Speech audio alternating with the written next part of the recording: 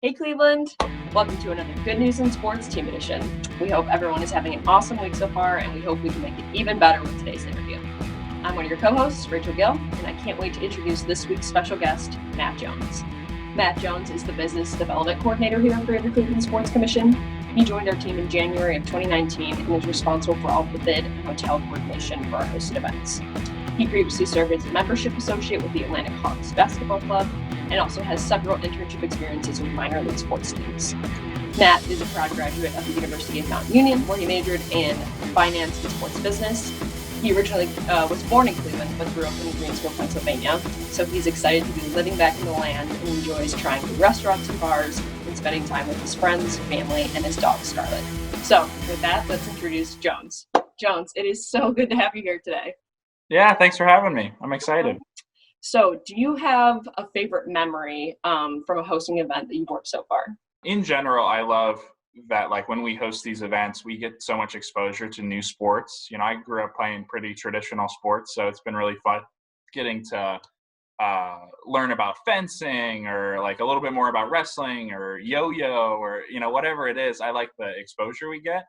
And then hands-on, I do a lot with the merchandising. So I think the best part about that is just sitting there with the volunteers. We'll do, 8 or 10-hour days just sitting there, and I get to meet so many of our volunteers and have these awesome conversations about what they have going on in their lives, their, history with sports a lot of the time, and there's just a lot of things that we can bond over. We know that you have a little show and tell for us today.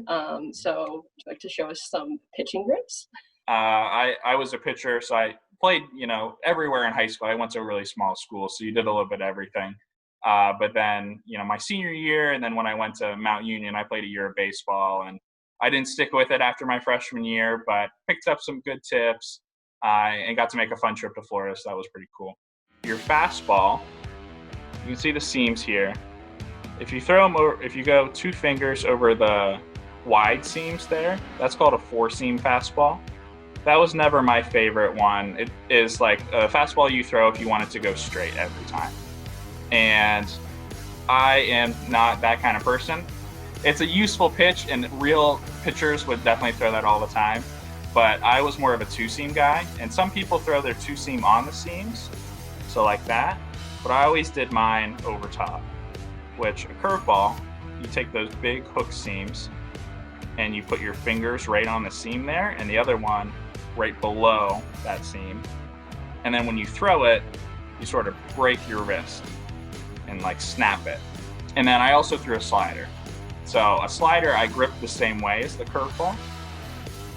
And then when I threw it, instead of snapping it like a curveball, I threw it straight over top. And then the last one that I picked up was a changeup. I didn't like throwing a changeup. It was never my pitch, but when I got to college, they said I had to. So I did a classic circle change, which is sort of the changeup that everyone wants to throw. And you take the same seams that you throw a 4-seam on. Instead of using your first 2 fingers, you use the second 2. And you can see it forms sort of a circle with your pointer finger and your thumb. And that gives it some spin when it comes out of your hand and just makes it come off a little bit slower compared to a fastball. Good pitchers who throw an awesome changeup, you can't tell the difference between a fastball and a changeup until it gets really close to the hitter, and then you just sort of swing over top of it or swing a little bit early, and it can really be a good change of pace. But like I said, it was never my thing. Well, thank you for showing us your little bit of expertise in the baseball world. Yeah, happy to share. So you originally were born in the land, but you grew up in Pennsylvania. So what has been your favorite thing to do or eat or see or whatever it is in Cleveland since moving here? I knew I was going to move back to Cleveland, and it was like the day before Christmas, right around the holidays in 2018, so just before I moved back. And my parents were picking me up in Atlanta to help me move back, and I follow some of the guys who work over at the Browns, and a lot of them were talking about how close they were to selling out of season tickets. And we never grew up going to Browns games just because it was about an hour and a half away. That's a lot to do on Sundays, and we always had sports and stuff. So I figured if I'm moving back to Cleveland, we're going to Browns games. So I actually called them and pulled the trigger and bought tickets for my brother and then my parents. for us to have like a set of 4 and then let them know after the fact. So that was a little surprise. I was like, hey, you owe me for 3 season tickets. But we went to every Browns game this last year, and it was a really good time. And I think everyone in the family was excited that we like finally got to do that.